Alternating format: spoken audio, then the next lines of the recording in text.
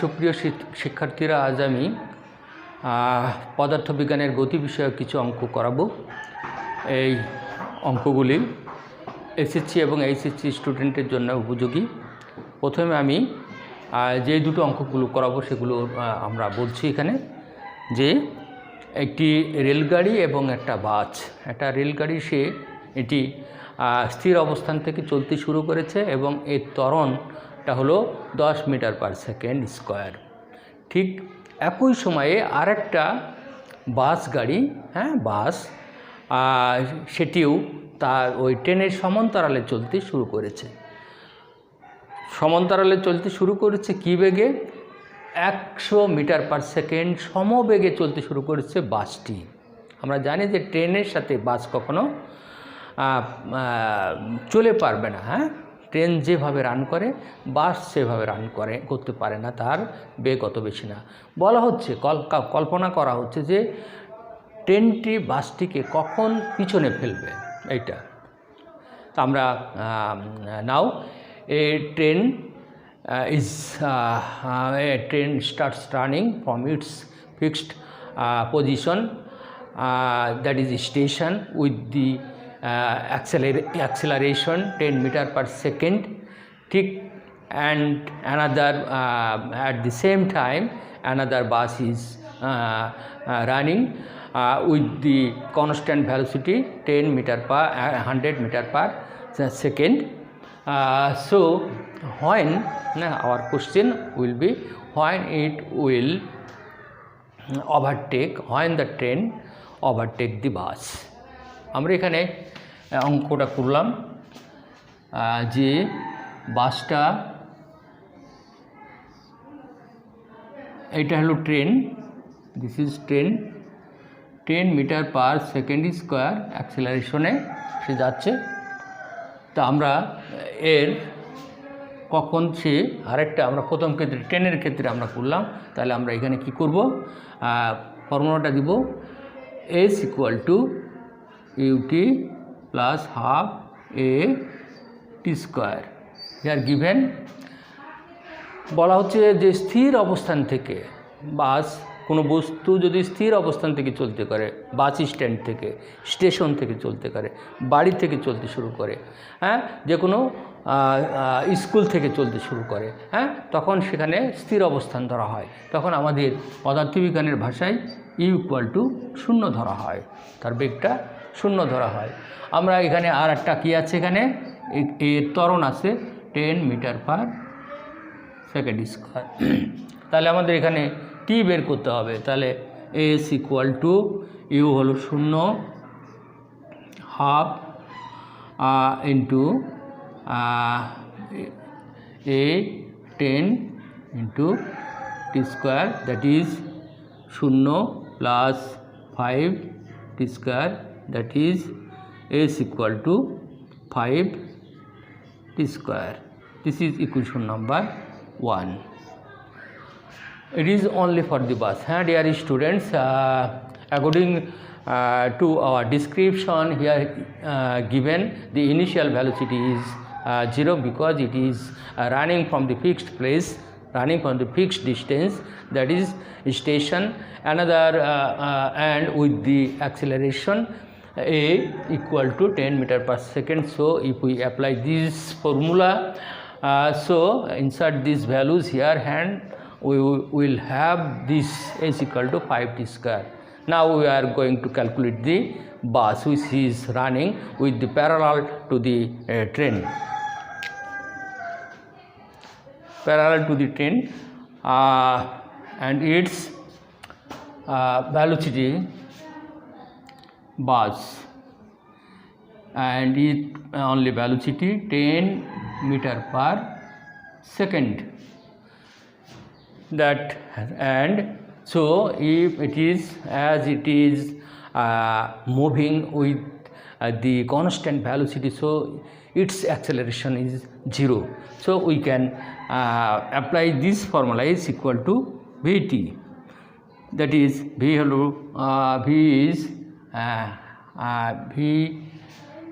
is 10 meter per second, 100 meter per second, So 100 into t 100 t, that is question number 2. According to our mathematics, left hand side is equal, so right hand side must be equal. Here s is equal to this, s equal to this, here s equal to this, so we can write down from 1 2 হতে পাচ্ছে 5 t square equal to 100 t, that is 5t equal to 100, that is t equal to 20 second. আমরা বলা হচ্ছে যে 20 second পরে ট্রেনটা বাসকে পিছনে ফেলবে। হ্যাঁ dear, according to the description of the bus which is running parallel to the train, so its uniform or constant velocity is 100 meter per second, so the acceleration is almost 0, so we can apply this formula and we will have 10 seconds.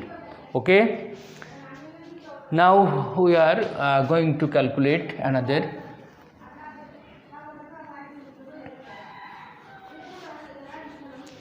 number 2.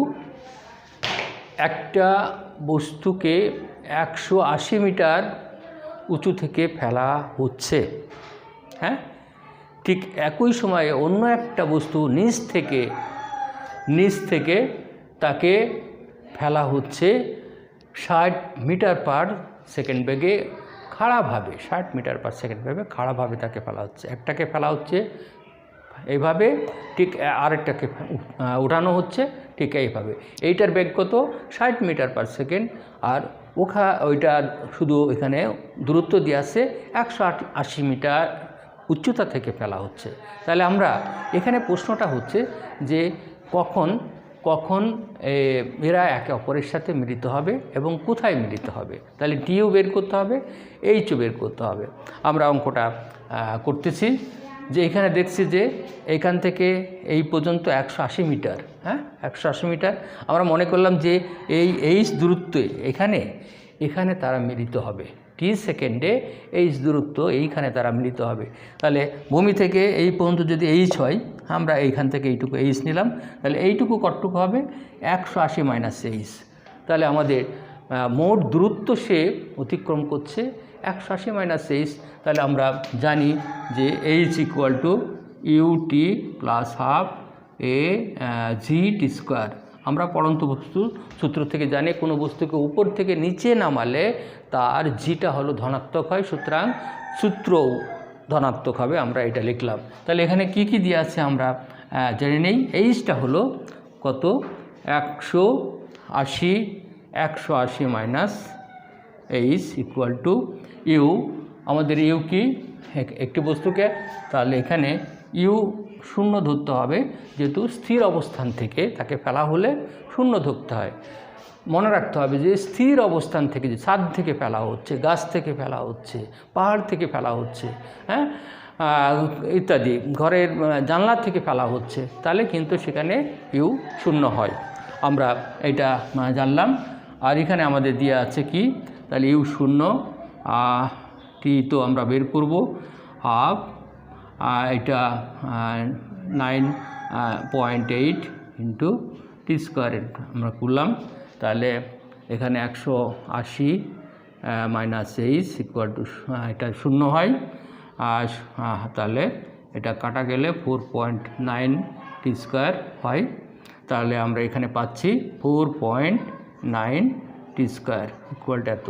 That is H equal two, আমি যদি বলি যে H equal two কত, এইচটা আমরা ওই দিকে নিয়ে গেলাম, হ্যাঁ এইচটা ওই দিকে নিয়ে গেলাম, এইটা এই দিকে নিয়ে আসলাম, এইচটা ওই দিকে নিয়ে গেলাম, তাহলে এটা এ মাইনাস থেকে প্লাস হলো, এটা এই দিকে নিয়ে আসলাম, তাহলে 180 মাইনাস 4.9 টি স্কোয়ার।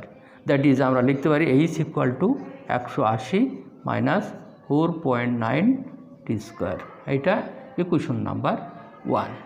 আমরা যখন বস্তুটা নিচে পড়ছিল তখন কিন্তু এই ইকুয়েশন দিলাম। Dear students, when the body or particle is thrown from a distance of 180 meter. So here it is falling, it is throwing from a fixed distance, fixed place. So its initial velocity will be 0, and h will be, according to our figure, h will be 180 minus h. That is, if we assume this at this point h at this point it will at this point it will meet each other with the t second. So again এটা হলো উপর থেকে নিচে আসা বস্তু। আরেকটা বস্তু হলো যখন নিচ থেকে এখান থেকে ফেলছে, তার ক্ষেত্রে আমরা কি লিখব, যে তার ক্ষেত্রেও আমরা একই ফর্মুলা লিখব, h equal to u t minus half g t square. Why minus, যখন আমরা কোনো বস্তুকে উপর থেকে নিচ থেকে উপরে উঠাই তখন নেগেটিভ ত্বরণ হয়, সুতরাং জি এর মান নেগেটিভ হতে আমরা এখানে মাইনাস চলে আসে। সুতরাং আমরা এখানে কি দেওয়া আছে শুধু হলো অন্য একটা বস্তু 60 মিটার বেগে, তাহলে এখানে আমরা দিব কি, এটা আদিবেগ কিন্তু 60 মিটার পার সেকেন্ড, এটা কিন্তু আদিবেগ, ইনিশিয়াল ভ্যালুসিটি দেওয়া আছে। সুতরাং আমরা বসাই দিচ্ছি এইচ ইকুয়াল টু এইটা 60 into T minus half into 9.8 into T square, that is 60 T minus 4.9 t square, that is h equal to this is equation number 2. আমরা কি দেখছি এখানে, যখন একটা বস্তুকে নিচ থেকে উপরেও উঠানো হলো, when a particle is thrown from the ground to the upward vertically. So we will have here only initial velocity, আদিবেগ আছে এর, ইউ আছে, তখন আমরা এখানে বসাই দিয়ে হলাম। what we have seen here, what we have observed here h is equal, that is their left side, so right side will be equal. So h equal to this, h equal to this. So from equation 1 and 2 আমরা লিখব যে 180, আমরা এটা এখানে লিখলাম 60 t minus 4.9 t square equal to 180 minus 4.9 t square. So this one and this one vanish, so 60 t equal to 180, that is t equal to 60, that is 3 second. আমরা দেখছি 3 সেকেন্ডের ভিতরে তারা একে অপরের সাথে মিলিত হবে। Within 3 second they can meet with each other, এখানে 3 সেকেন্ডের ভিতরে তারা মিট করবে। আমরা এবার যদি বসাতে চাই, যে কোনো একটা সমীকরণে যদি আমরা বসাতে চাই, তাহলে আমরা এখানে কি হয় দেখি, এই সমীকরণে আমরা টি এর মানটা বসাতে চাচ্ছি, তাহলে এইচ পেয়ে যাব, টি হলো 3 সেকেন্ড, এই সমীকরণে বসাতে চাচ্ছি, তাহলে 180 মাইনাস 4.9 ইন্টু 3 স্কোয়ার, তাহলে আমরা পাচ্ছি কত, 180 minus 4.9 into 9, that is 180 minus 9 81 এক, 4 4 নাম 36 44। ইপুই সাবস্ক্রাইব, আমরা যদি এটা করি তাহলে আমরা এখানে লিখতে পাচ্ছি এত মিটার, এত মিটার হচ্ছে এটা 135.9 মিটার। ওকে, তাহলে 135.9 মিটারে তারা কিন্তু একে অপরের সাথে একত্রে মিলিত হবে। বলে কোথায় তারা মিলিত হবে, কখন তারা মিলিত হবে? 3 সেকেন্ডে।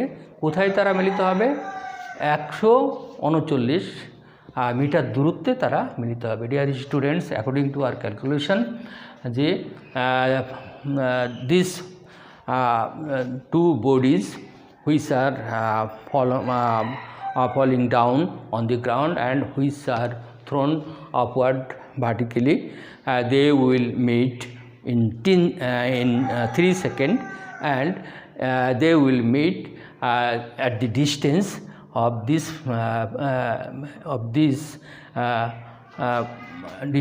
height 135.9 meter distance. Thank you very much, dear student. Don't dishearted in this moment, and be very mindful to your studies, be particular to your studies, and please subscribe this channel.